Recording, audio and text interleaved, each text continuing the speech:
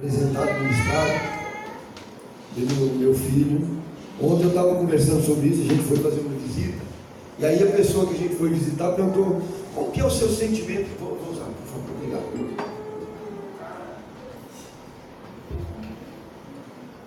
Eu fui visitar um bebê que nasceu, e aí os pais dele são marinheiros de primeira viagem, eles ganharam esse filho, e a gente foi visitar, eu e a Samira, e chega lá, eles perguntaram: Almir, você que já é pai, agora o vovô, como que é essa sensação de você ter um filho? Quando o Bruno nasceu, que era do tamanho aqui do Murilo, e agora aquele rapazão, pai de família. Eu falei: olha, Henrique e Mayra, é uma sensação inexplicável. Quem é pai aqui sabe que é um amor crescente pelo nosso filho. Quem é pai aqui sabe, quando seu filho nasce, você pensa que ama, mas à medida que o tempo vai passando, o amor vai crescendo. E a mesma coisa eu creio e tenho a convicção de que é assim com Deus na nossa vida. Deus foi lá, nos fez, nos entreteceu. A Bíblia diz que Ele sonhou antes mesmo que a gente fosse feito, e aí desde a eternidade Ele já nos amava, e aí Ele agora vai aumentando o seu amor por nós.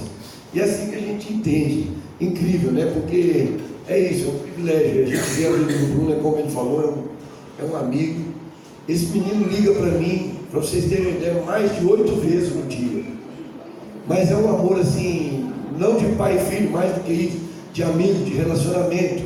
Porque muitas vezes eu olho para a vida dele e eu pergunto: Bruno, como que eu faço nessa situação aqui? Aí ele para um pouquinho, do jeito que vocês viram aqui, fala tranquilo, é ansioso, todos nós somos, vamos falar sobre isso aqui hoje pela manhã. Mas um homem que é dirigido por Deus, que no momento que é acionado, ele tem alguma palavra, ele tem alguma coisa, e assim deve ser a nossa vida. E aí, aproveitando essa deixa, esse gancho, esse ano de 2019, o tema do nosso ministério Sal da Terra é plenitude. Plenitude no sentido amplo da palavra. E a gente foi estudar um pouquinho, a gente foi pesquisar um pouquinho acerca do que vem a ser plenitude na palavra de Deus, né? E o tema desse ano, para nós meditarmos, a gente tem conversado, eu, o Márcio, o Luciano, mais alguns líderes da igreja, sobre esse tema durante esse ano. Nós vamos falar muito sobre plenitude, sobre como viver uma vida plena. Não é pretensão, não é usurpar, mas é uma maneira de você viver a sua vida cristã de uma maneira plena. E a plenitude que a gente vai estudar durante esse ano, e é o tema da nossa convenção que foi avisado aqui em março, é justamente discernindo tempos e épocas. Talvez essa vida breve, essa vida rápida, essa vida rápida no sentido de todas as coisas a gente quer que cheguem às nossas mãos de uma maneira muito veloz. A gente não tem paciência às vezes para trabalhar os propósitos, os projetos, os desejos de Deus na nossa vida, e aí a gente tem que discernir esse tempo e essas épocas na nossa vida. Então, para a gente começar a conversar um pouquinho sobre plenitude, e eu prometo que nós não vamos esticar muito o nosso tempo, mas plenitude, eu fui pesquisar acerca do que é plenitude, e o próprio dicionário falou para mim que plenitude, o conceito de plenitude é um estado de estar inteiro, de estar completo, de estar total em alguma coisa, em algum lugar. É um estado de integridade nossa. Quando nós vamos fazer alguma coisa, a gente vai fazer de uma maneira integral, não de uma maneira intuitiva, mas de uma maneira intencional. E aí, na oração que o apóstolo Paulo fez a respeito dos irmãos de Éfeso, da igreja de Efésios, e aí eu queria que você, por favor, abrisse a sua Bíblia lá no livro de Efésios, no capítulo 1, Efésios capítulo 1, a partir do versículo 15 até o versículo 23. Enquanto você abre a sua Bíblia aí, eu vou citar mais 2 versículos que tem a ver com o que nós vamos falar sobre plenitude do Espírito Santo de Deus, plenitude de Deus na nossa vida. Lá em Salmo 16:11, você não precisa abrir, mas diz que o salmista escrevendo, ele falou assim: olha, Senhor, Tu me faz conhecer a vereda da vida. Na tua presença há plenitude de alegria. A tua mão direita há delícias. Lá em Efésios 3:19, Paulo também escrevendo aos próprios Efésios, ele diz: e conhecer o amor de Cristo, que excede todo o entendimento, para que sejais cheios de toda a plenitude de Deus. Bom, então a gente vai ler o nosso texto básico aí no livro de Efésios, no capítulo 1, a partir do versículo 15, diz assim. E olha, é interessante, eu fui pesquisar sobre isso. Paulo ele estava preso em Roma, e de uma maneira injusta, e com todos os sofrimentos, as angústias, as preocupações, talvez as ansiedades de uma pessoa que estava ali no cárcere. E ele pega então, naquele momento de dificuldade, ele vai e escreve aos Efésios. E aí ele escreve esse texto aqui de uma maneira maravilhosa, de uma maneira plena, de uma maneira integral. Paulo, quando estava ali como prisioneiro, ele não ficou chorando as suas lamúrias, olhando para si próprio, não ficou com os olhos no seu umbigo, mas ele fechava os olhos e pensava nas pessoas que estavam lá fora, pensava nas pessoas na cidade de Éfeso.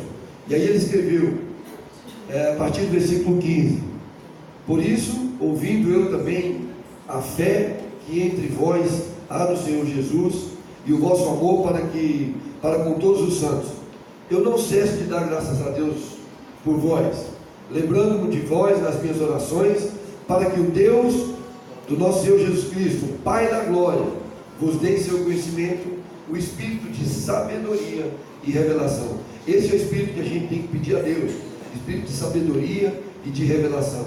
No versículo 18 ele diz: tendo iluminados os olhos do vosso entendimento, para que saibais qual seja a esperança da vossa vocação, e quais as riquezas da glória da sua herança nos santos, e qual é sobre excelente grandeza do seu poder sobre nós, os que cremos, segundo a operação da força do seu poder. Versículo 20 diz: que manifestou em Cristo, ressuscitando dentre os mortos, e pondo à sua direita nos céus, acima de todo o principado e poder e potestade e domínio, de todo o nome que se ergue, que se nomeia, não só nesse século, mas também no vindouro. E sujeitou todas as coisas aos seus pés, e sobre todas as coisas constituiu como o cabeça da igreja, que é o seu corpo, a plenitude daquele que cumpre tudo em todos. Amém. Vamos fechar os nossos olhos, ter uma palavra de oração. Deus de misericórdia e de graça, nós estamos aqui diante do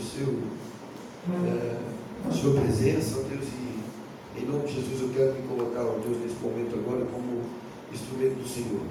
Deus, apesar das minhas falhas, das imperfeições, ó Deus, da falta de capacidade, eu quero te pedir agora em nome de Jesus, ó Deus, nós vamos conversar a respeito das coisas do teu reino.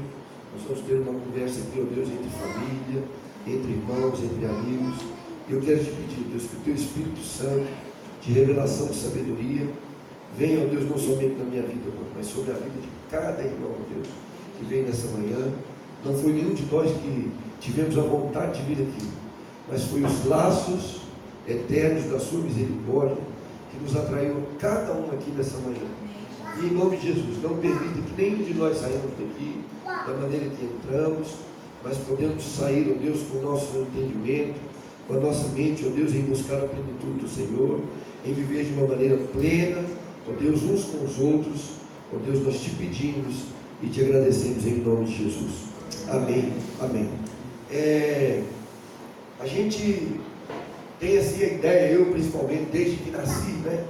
Quando a gente ia para a igreja, então a gente via lá o altar da igreja, e a gente tem aquela comoção, às vezes a gente troca até de semblante, a gente assume uma posição diferente quando a gente está na casa de Deus, quando a gente está principalmente diante do altar. Mas eu fico percebendo hoje, assim, o entendimento da gente vai mudando, e aqui na verdade é um palco que nós fizemos aqui. Alguns irmãos da igreja viemos uma noite para cá e fomos serrar madeira, fomos parafusar isso aqui. Não está talvez da forma que a gente imaginou, mas a gente fez alguma coisa para que a gente pudesse nos reunir aqui e cultuar esse nosso Deus. E aí, para que a gente quebra alguns paradigmas na nossa cabeça. Na verdade, onde eu estou aqui não é o altar de Deus. Onde você está não é a igreja de Deus. Aqui, essas paredes aqui são um prédio que Deus nos deu, condições que Deus nos deu, e aliás, cada dia está ficando mais confortável, graças a Deus por isso. Mas a igreja do Senhor Jesus não é esse lugar. Não são as igrejas que existem em Águas Claras, Tabatinga, Brasília, ou todo o Brasil, ou pelo mundo. Mas a igreja do Senhor Jesus somos eu, somos você, somos cada um de nós, aonde quer que nós andemos. A igreja de Jesus, ela tem que ser bem tratada, ela tem que ser bem cuidada. Nós somos o corpo de Cristo. Esse texto aqui ele fala também de um cabeça, que é Cristo, e nós somos o corpo. E o cabeça dá a direção e esse corpo vai se movendo. E nós vamos vivendo a plenitude de Deus a cada dia na nossa vida, buscando esse conhecimento, buscando a sabedoria de Deus. Não temos capacidade em nós mesmos, mas nós temos que ter a sensibilidade e a humildade de buscar em Deus essa plenitude a cada dia. E aí o que acontece? Quando Deus teve lá o plano dele e falou assim, eu vou mandar Jesus para que ele realize a minha vontade no meio dos homens, no meio daqueles que eu criei. E aí Jesus assumiu a forma de homem, não para chegar aqui para nós e dizer que ele era Deus, que ele podia todas as coisas, e aliás ele podia fazer o que ele queria. Mas quando Jesus assumiu a forma de homem, ele veio nos mostrar para mim, para você, que é possível viver uma vida plena. Não é nenhuma pretensão, nenhuma vaidade a gente querer buscar de Deus uma vida plena. Como nós vimos aqui, o conceito de plenitude é viver integralmente todas as coisas, viver de uma maneira completa naquilo que a gente pode desenvolver e naquilo que a gente pode fazer. Então Jesus, para poder mostrar para nós essas características de como buscar essa plenitude, ele ia lá em secreto, ele sendo Deus de todo poder, ele se retirava, ele ia nos jardins orar, ele ia nos montes, ele foi levado ao deserto, ele entrava num quarto em secreto e buscava poder e orava. Ele sendo Deus, ele se submetia a todas essas coisas para mostrar para a gente que é possível. E aí ele orava, buscava de Deus revelação. Quando Jesus era acessado por alguém, ele sempre tinha alguma palavra para poder responder, para poder entregar para quem o acessasse. E aí ele se relacionava com Deus de uma maneira vertical, buscando a Deus, buscando toda a revelação que Deus queria para aquele momento. Mas isso era traduzido na vida das pessoas de uma maneira horizontal. E hoje, muitos de nós temos assim uma falsa ideia de que nós temos que nos relacionar com Deus. Não, o meu negócio é entre eu e Deus. Então eu estou bem com Deus. Mas nós só podemos ter esse relacionamento com Deus dessa maneira vertical se isso for traduzido na nossa vida de uma maneira horizontal. Você tem que chegar, você tem que amar a Deus. Como que você vai amar a Deus? Amando o seu irmão. Como que eu posso amar a Deus, amar o meu irmão que eu estou vendo? Não é? Se eu quero amar a Deus e eu tenho que manifestar isso na vida do meu irmão, é muito mais fácil para nós expressar esse amor de Deus que nós recebemos dele através da vida dos nossos irmãos de uma maneira plena. E Jesus fazia sempre assim. Ele fez assim na vida de Zaqueu. Quando ele ia andando, ele olhou para a vida de Zaqueu e falou: Zaqueu, desce, você vem aqui comigo, você vem comigo e eu vou na sua casa hoje à noite, eu vou jantar na sua casa, eu vou me relacionar com você, e se você quiser, Zaqueu, você vai ser um homem pleno. E a Bíblia diz que aconteceu aquilo na vida de Zaqueu. Ele recebeu Jesus na casa dele, abriu o coração, e aquele homem foi tomar de uma plenitude, porque a Bíblia diz que ele se arrependeu dos seus pecados. Ele quis fazer algo na vida das pessoas que ele havia subtraído. Para quem não sabe, Zaqueu era um cobrador de impostos. E se é uma coisa difícil que a gente passa na vida hoje, é essa tranquilidade de pagar os impostos. E Zaqueu era aquele que cobrava todos os dias, talvez, os impostos daquele povo. Mas quando Jesus entrou na vida daquele homem,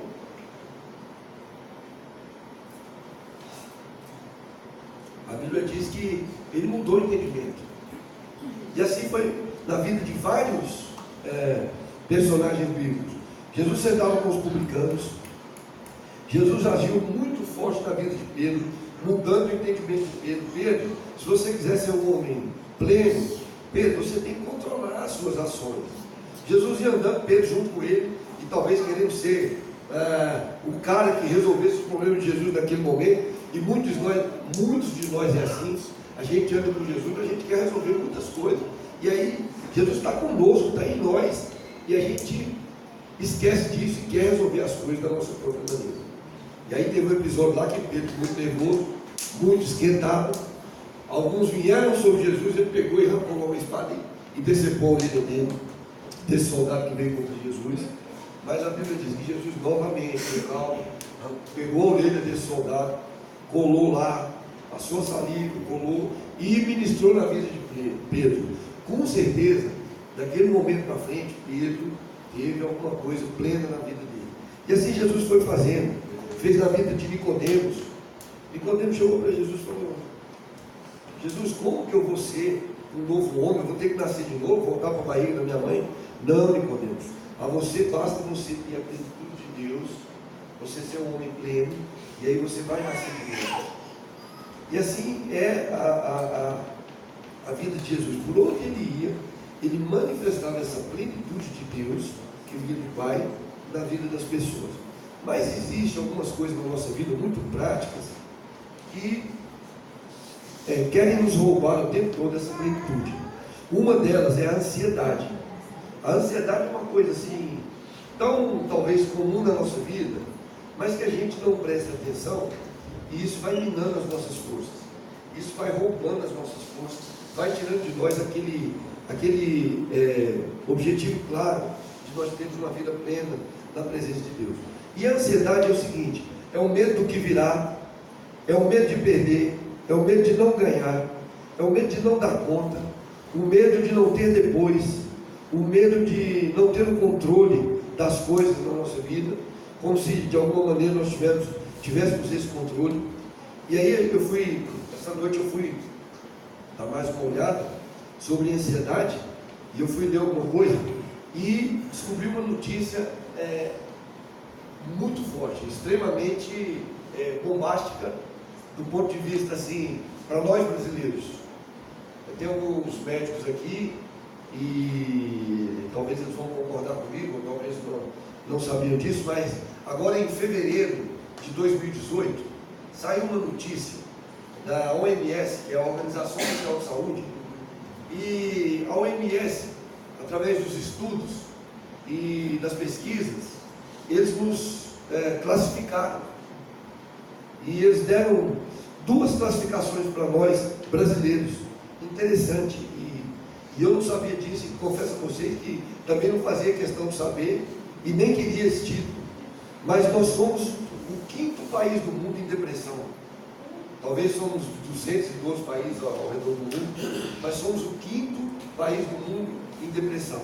Agora, o mais impressionante é que nós, como brasileiros, somos o 1º país do mundo em ansiedade. Olha que título triste. Nós, brasileiros, somos o 1º país do mundo em ansiedade. E essa pesquisa, olha só, foi feita em fevereiro de 2018. Em fevereiro é o mês do carnaval, é o mês da alegria, todo mundo se esbalzando. E aí a gente recebe uma notícia bombástica dessa. Mas parece que não é desse Brasil que essa pesquisa estava falando. Porque o carnaval é isso aí, a gente vê nas ruas, todo mundo se divertindo de uma maneira descontrolada. E aí, se você for olhar mais um detalhe, essa pesquisa parece que está errada. Porque aí você olha no seu Facebook e no seu Instagram, e aí você vai ver, parece que esse povo está mentindo. Parece que é só a Organização Mundial da Saúde está falando. Não, vocês não estão falando do Brasil. Porque lá a gente olha aí, o povo está viajando, o povo posta umas fotos bonitas assim, olhando para o horizonte, aí a família toda abraçada ali, sorrindo, maquiagem. Estava conversando com essa família hoje de manhã, no café da manhã, uma geração fitness, todo mundo malhando, e agora tem alguns amigos que eles postam lá, a malhação, exercício muito legal, eu estou precisando fazer cada vez mais, e estou até lá. Mas o que eu estou te falando é que o que a gente olha no dia a dia nosso não reflete o que eles estão dizendo de nós. Porque a gente está vivendo uma vida justamente isso aí.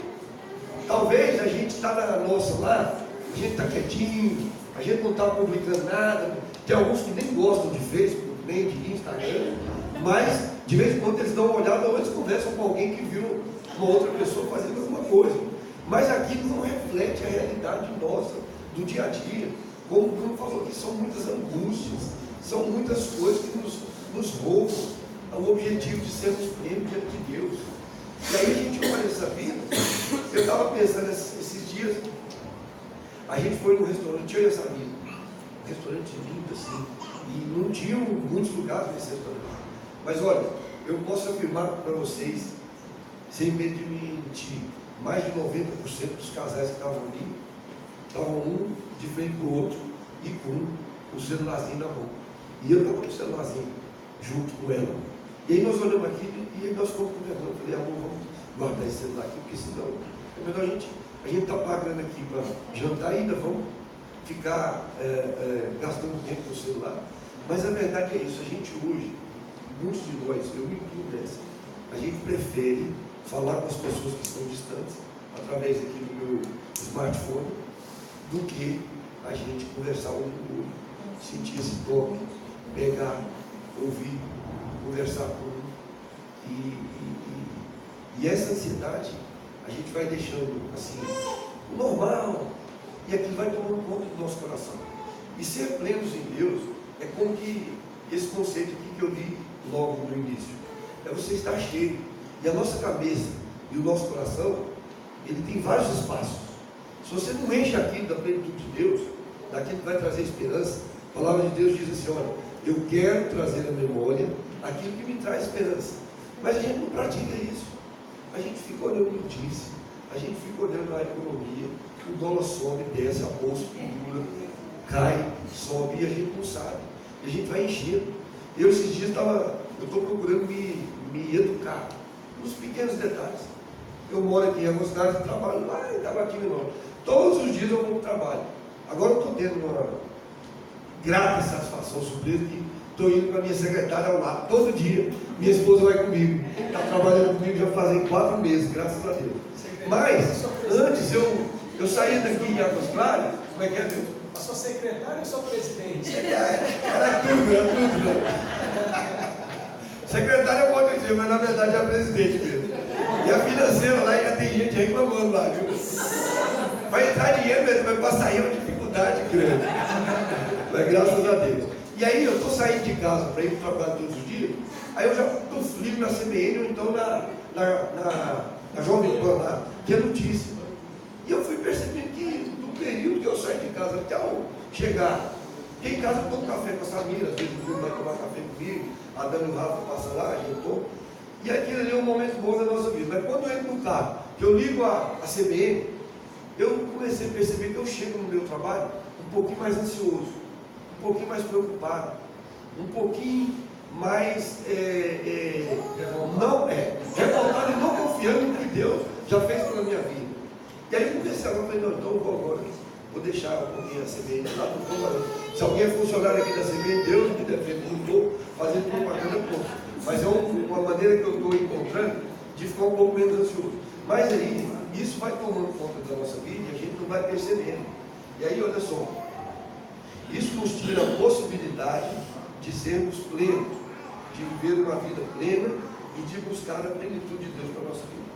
Um outro ponto muito importante na nossa vida, que sem perceber a gente vai deixando de buscar essa plenitude e sermos plenos em Deus, é a murmuração. Por quê? A murmuração, ela fala, a gente sem perceber fala contra alguém, contra algo, discorda de tudo, reclama de tudo, e isso vai nos tornando prisioneiros, isso vai nos afastando da plenitude de Deus. E, olha, é triste você chegar perto de uma pessoa que murmura. Nós temos que perceber isso na nossa vida.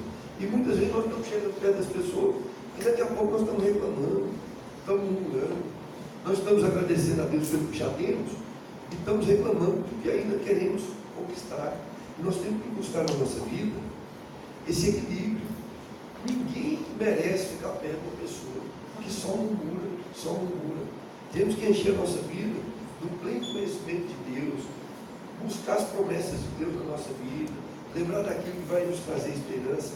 E aí, com relação à murmuração, à ansiedade, isso vai fazendo com que a gente esteja com as pessoas, não de uma maneira completa, não de uma maneira cheia, como nós falamos no começo. E aí, a gente começa a ter uma ideia equivocada, uma ideia falsa, em que a gente tem que dividir. Bom, então eu vou ser 33% do que eu sou, eu vou dedicar no meu trabalho, mas 33% eu vou dedicar aqui na igreja, para de alguma maneira eu ficar bem com Deus, para que Ele não me castigue, para que Ele não pese a sua mão sobre mim, e os outros 33% eu vou dedicar para a minha família. No meu caso, hoje, por exemplo, eu tenho netos, tenho minha esposa, tenho meu genro, minha nora, tenho meus filhos, e então eu tenho que dividir o meu tempo, eu vou dar um percentualzinho aí para eles. Talvez esses 33% aí que eu estou dedicando para a minha família, eu já gastei tanto meu tempo lá no trabalho, já gastei tanto meu tempo, talvez na igreja, e que eu vou chegar e entregar para eles só um pedaço, só um bagaço, só aquilo que é o meu suor, aquilo que é o meu cansaço.